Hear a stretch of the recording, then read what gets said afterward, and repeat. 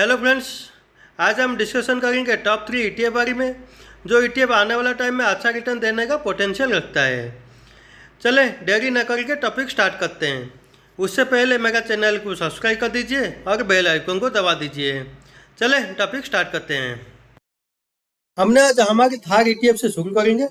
हमारे जो थार ETF है Motilal Oswal BS enhanced value ETF है। ये एक वैल्यू कैटेगरी का ETF है। ये मेनली अंडर वैल्यू कंपनी में इन्वेस्टमेंट करता है।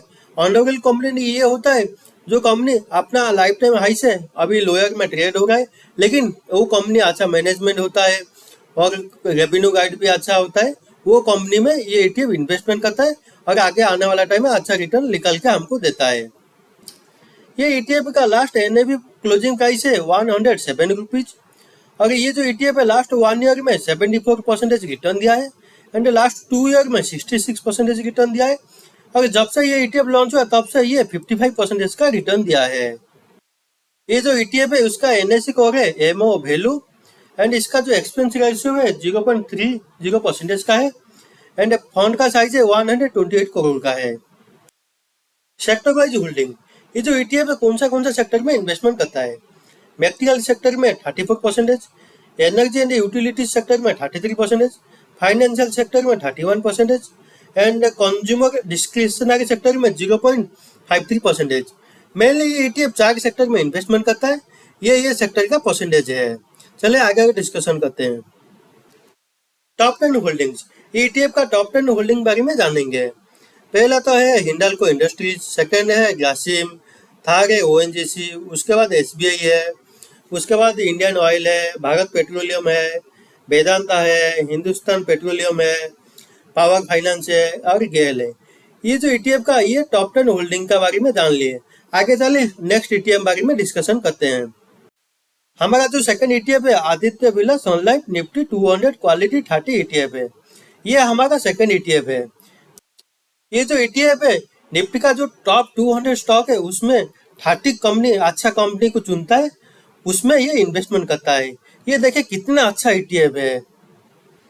ये जो ETF है इसका लास्ट NAV क्लोजिंग प्राइस है 23 रुपीज है और ये जो ETF है लास्ट 1 ईयर में 42% रिटर्न दिया है एंड लास्ट 2 ईयर में 29% रिटर्न दिया है और ये जब से लॉन्च हुआ तब से ये 25% रिटर्न दिया है।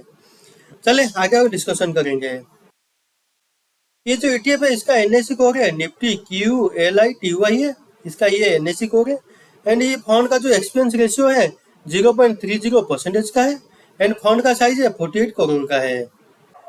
सेक्टर वाइज होल्डिंग, ये जो ETF है कौन सा सेक्टर में इन्वेस्टमेंट करता है।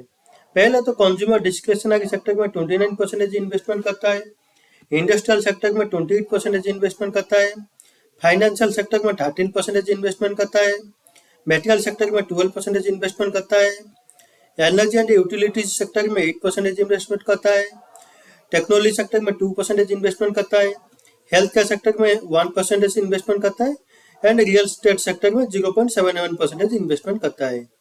ये जो ETF है ये सेक्टर में मेनली इन्वेस्टमेंट करता है। चलिए आगे डिस्कशन करते हैं।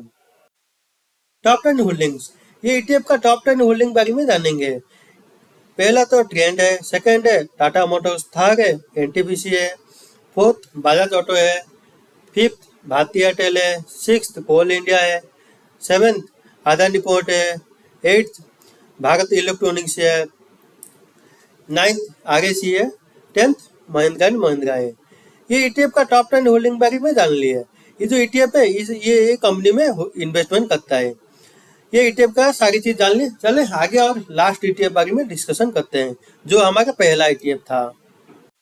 हमारा जो पहला ETF था वो SBI ETF निफ्टी 50 था। हमारा पहला निफ्टी 50 ETF क्यों था। ये जो ETF है ये निफ्टी में इन्वेस्टमेंट करता है। देखो कोई भी स्टॉक आगे जाएगा पीछे जाएगा, काल रहेगा काल नहीं रहेगा, लेकिन पहले तो निफ्टी ही मूवमेंट करेगा। अगर पहला निफ्टी मूवमेंट करेगा उसके बाद कोई मूवमेंट करेगा। कोई निफ्टी को बीट कर सकता है, कोई निफ्टी को अंडर परफॉर्म कर सकता है, कोई ओवर परफॉर्मेंस कर सकता है।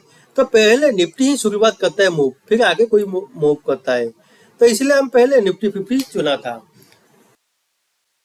ये जो ETF है इसका लास्ट NAV क्लोजिंग प्राइस है 276 रुपीज है और ये जो ETF है लास्ट 1 ईयर में 34% रिटर्न दिया है एंड लास्ट 3 ईयर में 14% रिटर्न दिया है एंड लास्ट 5 ईयर में 19% रिटर्न दिया है जब से ये ETF लॉन्च हुआ तब से ये 14% का रिटर्न दिया है।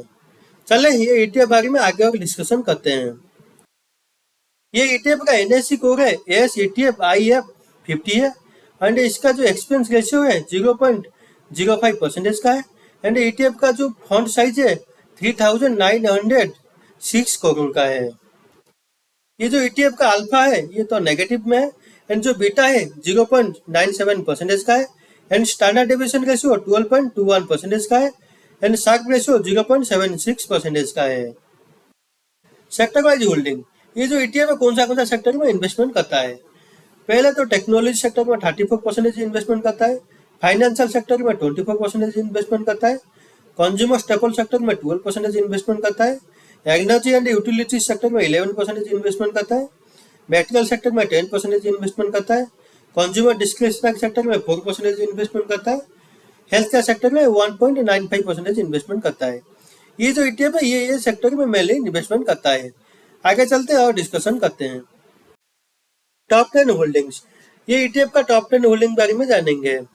ये जो ETF है HDFC बैंक में इन्वेस्टमेंट करता है, रिलायंस इंडस्ट्री में भी इन्वेस्टमेंट करता है, ICICI बैंक में इन्वेस्टमेंट करता है, इंफोसिस में भी इन्वेस्टमेंट करता है, ITC में इन्वेस्टमेंट करता है, टाटा कंसल्टेंसी सर्विस में इन्वेस्टमेंट करता है, L&T में इन्वेस्टमेंट करता है, भारतीय एयरटेल में इन्वेस्टमेंट करता है, एक्सिस बैंक में इन्वेस्टमेंट करता है एंड SBI में भी इन्वेस्टमेंट करता है। ये ETF का ये टॉप 10 होल्डिंग बारे में जान लिए। ये ETF मेनली लार्ज कैप में मैक्सिमम इन्वेस्टमेंट करता है।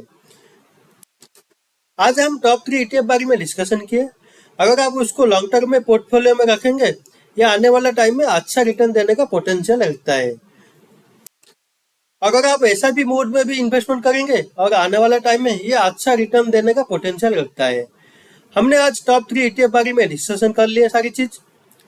Okay, thank you for watching my video. Thank you.